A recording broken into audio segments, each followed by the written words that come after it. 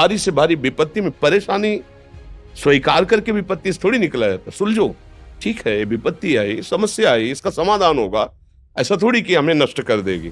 अगर अभी हमारी बड़ी हानि हो जाती है, हम कल इससे बड़ा लाभ प्राप्त कर सकते हैं। हमको एकदम बिल्कुल गंभीर रहना है, इतने कमजोर नहीं बन जाना। अब वो गए तो क्या होगा, अब वो वस्तु गई तो क्या, पद गया तो क्या होगा, प्रयास किया था, ये पद मिला था, इससे बड़ा पद प्राप्त करूंगा, मैं इससे बड़ा महान बनूंगा। ठीक है, एक बार गिर गया, गलती हो गई, दंड भोगूंगा, फिर इससे ज्यादा संयम में रहूंगा। बिल्कुल मतलब एकदम फ्रेश दिमाग रखना चाहिए।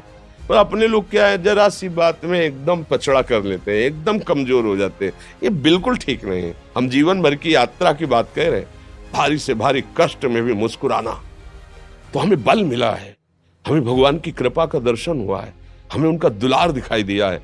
अगर ऐसे तो भाग जाते, फिर परमार्थ में थोड़ी चलना होता है। आज जो आप सुन करके लाभ लेने की चेष्टा कर रहे हो ना, ये केवल प्रवचन नहीं है, ये जीवन है। अगर ये जिए ना होते ना, तो ये इसका प्रभाव नहीं पड़ता, फिर वाणी का प्रभाव नहीं पड़ता। हम इसीलिए कहते हैं, जैसे आप लोग एकदम परेशान हो जाते हैं जब बोलो, क्या हमसे ज्यादा परेशानी होगी?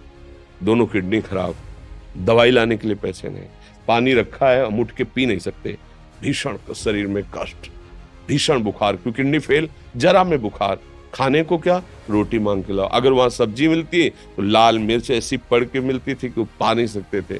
आप सोचो, पानी लाना है तो मुझे लाना है, पीना है तो मुझे पीना है।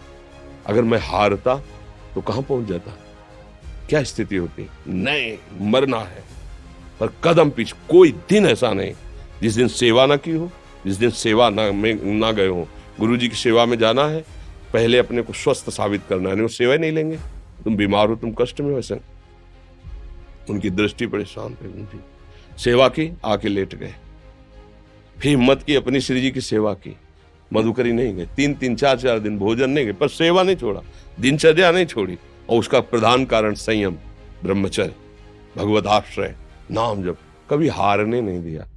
अभी भी थोड़ी देर बाद डायलिसिस शुरू होगा, हारने, आपको हारे हुए नजर आ रहे हैं। शरीर में पीड़ा है, किडनी फेल है, ऐसा थोड़ा हम स्वस्थ बैठे हैं, पीड़ा है, बार बार प्यास लगती है, थोड़ा थोड़ा पानी मिलता है, लेकिन हम आनंदित हैं, हम प्रसन्न हैं, हम लड़ाई में हारे नहीं हैं, ना हारेंगे, हम जीत चुके हैं, हम अपने मालिक के भरोसे में अपना संवाद।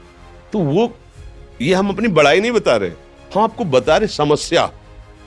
सोचो, तुम्हारे पास तो माँ है, भाई है, बहन है, परिवार है, कोई ना कोई तो है ना। मेरा किसी ने कभी जीवन में ध्यान भी नहीं दिया, क्यों? बचपन से बाबा जी बन गए, किसी से प्यार नहीं, किसी से संबंध नहीं, कोई जानकारी नहीं, हम कहाँ हैं, वो कहाँ है, किसी से कोई मतलब नहीं। अच्छा, जवान साधु कौन श्रद्धा करे? कभी गांव जाने की हिम्मत नहीं पड़ती कि रोटी मांग ले, पता नहीं लोग क्या सोचेंगे, क्या भावना कर ले। हम दरवाजे पे खड़े हैं, क्या कैसी भाव, जो हमारे सामने आकाश वृत्ति से आया यौवन अवस्था में, वही पाया, अन्यथा भूखे रह गए। जब हम हर समय अपने को विवेक के द्वारा सावधान रखे, तो हम कभी निराश नहीं हुए, कभी उदास नहीं हुए, कभी ऐसा नहीं लगा कि यार हम दुखी, कभी नहीं लगा। उसी का फल है कि उस सुख का संकेत मिल गया जहां दुख की निशानी भी नहीं है। वही उसी के बच्चे हो, हम सब उसी धातु से बने हुए हैं।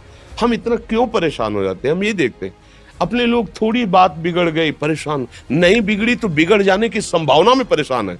आज सुख है, लेकिन कल सुख छिन जाएगा तो हम आज के सुख में सुखी ना होकर कल के दुख की आने की संभावना में हम भयभीत हो। मतलब क्या हमारी सोच रह गई? हमको इतना बलवान बनना है कि सुख और दुख दोनों हमको छू न सके। भारी से भारी सुख की व्यवस्था है तो अहंकार नहीं, हर्षित होकर किसी का अपमान न करे कि हम धनी, हम पदाधिकारी, अमुक। भारी से भारी दुख आया तो हमें किसी के सहयोग की जरूरत नहीं, हम फिर अपने कदम बढ़ाएंगे, हम फिर जुड़ी हुई अपनी भावनाओं को सजाएंगे। मस्त जीवन एकदम। तुम अविनाशी के बच्चे हो। शेर का बच्चा भेड़ों के बीच में फंसकर म्यों म्यों बोल रहा है, बस अगर दहाड़ना सीख जाए तो कोई भी उसे परास्त नहीं कर सकता। ऐसे भगवद अंश, तू प्रपंच में फंसकर अपने को इतना दीन क्यों देख रहा है? तू ऐसा है कि भगवान के दिव्यास्त्र में भी ताकत नहीं तेरे को मार सके। तू अविनाशी का अविनाशी बच्चा है। विनाशी भोगों को, विनाशी शरीर को मैं मान के इतना भयभीत, इतना दुख, ठीक नहीं। ये सबके लिए, केवल एक के लिए नहीं। आप समझो, आप लोग सोचते हैं हम गृहस्थ होकर भला ऐसी स्थिति कैसे। जनक जी सुखदेव जी के गुरु हैं और राजा हैं, महल है, रानियां हैं, नौकर है, चाकर।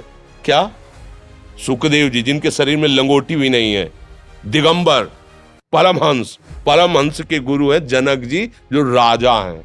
समझो आप ऐसा ना सोचे कि हम नौकरी कर रहे हैं, हम संसार में, हम गृहस्थ हैं, हम अध्यात्म की ऊंचाई पर नहीं चढ़ सकते। नहीं, आप एक सरकारी नौकरी या आप किसानी या व्यापार करते हुए आप एक अध्यात्म की ऊंचाई में चढ़ सकते हैं। और अध्यात्म ही है जो तुम्हें इस माया के दुख सुख से ऊपर उठा सकता है। दूसरा, चाहे जितनी संपत्ति आ जाए, आप सुखी नहीं हो सकते।